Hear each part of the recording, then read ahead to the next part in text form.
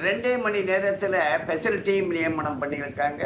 உடனே அடித்து கொண்டுட்டாங்க. 27ஆம் தேதி 28ஆம் தேதி இறந்து போயிட்டான் அப்படின்ட்டு போலீஸு தான் தகவல் சொல்லுது. எப்போ கொண்டாங்க அப்படிங்கிறது தெரியலை. அப்போ நீதிபதியே என்ன சொல்கிறாரு, இது கொலை தான், போலீஸு தான் கொலை பண்ணியிருக்கு அப்படின்ட்டு அவருடைய அப்சர்வேஷனில் அவர் சொல்கிறார். அந்த அளவுக்கு 2 மணி நேரத்தில் இப்போது ஒரு வழக்குனா ஒரு ரொம்ப நாள் கண்டுபிடிக்காமல் இருக்குன்னா அதுக்கு ஸ்பெஷல் டீம் போடுவாங்க. ஒரு கொலை வழக்குனா ஸ்பெஷல் டீம் போடுவாங்க. சாதாரண ஒரு திருட்டுன்னு சொல்கிறாங்க. ஆனால் அப்படி திருட்டு வழக்கு அப்படிங்கிறது பதிவாகலை திருப்புவனத்தில் போலீஸ் ஸ்டேஷனில். அப்படி எஃப்ஐஆரை வச்சுக்கிட்டு அடித்து கொள்ளலை, முன்னாடியே அடித்து கொண்டுருக்காங்க. இப்போ ஒரு விஷயம், மர்மமான ஒரு விஷயத்தை மறைக்கப்படுகிறது. அதை ஸ்டாலின் குடும்பத்தில் அதை மறைக்கிறாங்க.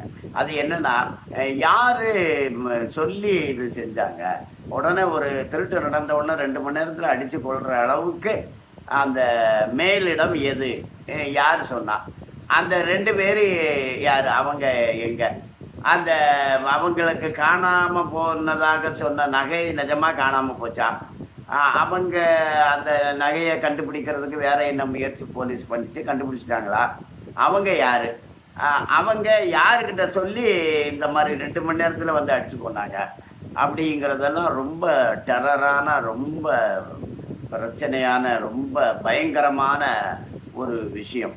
இது மட்டும் இல்லாமல் திருநெல்வேலியில் போலீஸ்காரங்க தேடி போனாங்களாம் ஒருத்தரை. அப்போது 12ஆம் வகுப்பு படிக்கிற பையன் தான் இருந்தானா, அப்பா இல்லையா, அவன் போலீஸை பார்த்து பயந்து ஓடி இருக்கான். லெட்டியால் விரட்டி அடிச்சிருக்காங்க. அந்த பையனை போலீஸில் அட்மிட் பண்ணியிருக்காங்க. அவன் சென்னை நுங்கம்பாக்கத்தில் 8 வயசு சிறுமி, அவளுக்கு ஊசி போட்டு ஏதோ பண்ணாங்க அப்படின்னுக்கிட்டு அந்த சிறுமி போலீஸ் ஸ்டேஷனில் வழக்கு தொடுக்க போனால் அங்கே எடுக்க மாட்டேங்கிறாங்க. அப்போது போலீஸுங்கிறது வந்து மு.க.ஸ்டாலின் தான். மு.க.ஸ்டாலின் தான் போலீஸ் அமைச்சர்.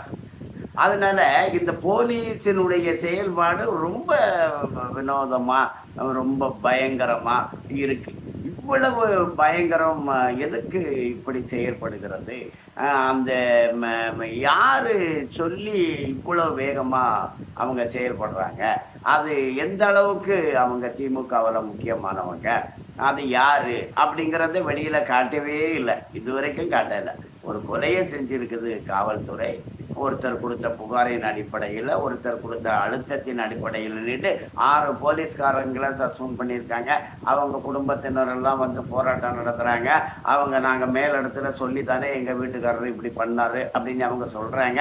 ஆனால் அந்த மேலிடம் எது அப்படின்ட்டு அவங்களும் சொல்லலை. அப்போ அவங்கள கேட்கணும், மேலிடம் எது அப்படிங்கிறத இந்த சமூக ஊடகத்தில் இருக்கவங்க கூட அவங்களுக்கு வரல, அந்த அந்த செய்தி வரல. அந்த மேலிடம் எது, இந்த காவல்துறையை கையில் வச்சிருக்கிறது யார், மு.க. ஸ்டாலின் வச்சிருக்கிறாரா அல்லது அவருக்கு குடும்பத்தில் வேற யாராவது வச்சுருக்காங்களா, அது எப்படி 2 மணி நேரத்தில் அடித்து கொண்டாங்க. ஒரு நகை திருட்டு போயிடுச்சு அப்படின்னா ஏதோ திருட்டு போயிடுச்சுன்னு தான் இருக்கட்டுமே, 2 மணி நேரத்தில் அடித்து கொண்டுடுவாங்களா? ஏற்கனவே அந்த அஜித்குமார் மேலே எவ்விதமான கம்ப்ளைண்ட்டும் கிடையாது. அவர் தப்பு பண்ணுற ஆள் கிடையாது. அவர் ரொம்ப சரியான நபர். பொதுவாக காவல்துறையில் என்ன சொல்கிறாங்கன்னா, ஒரு நகை திருடு போயிடுச்சுன்னா திருடனை கண்டுபிடிக்கிறது இல்லை, யாரையாவது ஒருத்தரை பிடிச்சி அவன் தான் திருடனான்னு ஒத்துக்க வச்சு எங்கேயோ கண்டுபிடிக்கப்பட்ட நகையை கொண்டாந்து கொடுத்துருவாங்க. அப்படி அதாவது இப்போ சொல்ல வேண்டிய இடத்துல இருந்து சொன்னாங்கன்னா யாரோ ஒருத்தனை அடித்து ஒத்துக்க வைப்பாங்க.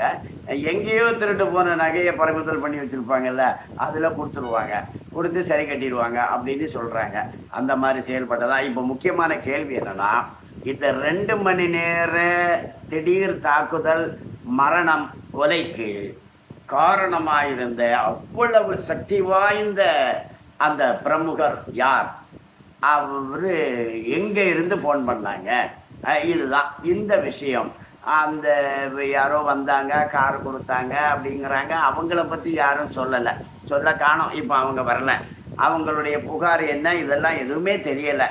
அப்போது அவங்களுக்காக யார் பேசினாங்கிறதும் தெரியலை. அந்த யார் அப்படிங்கிறது தெரியும் போது தான் அந்த சாரோ மேடமோ, அது யார் அந்த சாரு, யார் அந்த மேடம் அப்படிங்கிறது தெரிய வரும்போது தான் மக்களுக்கு ஒரு உண்மை புரிய வரும். வணக்கம்.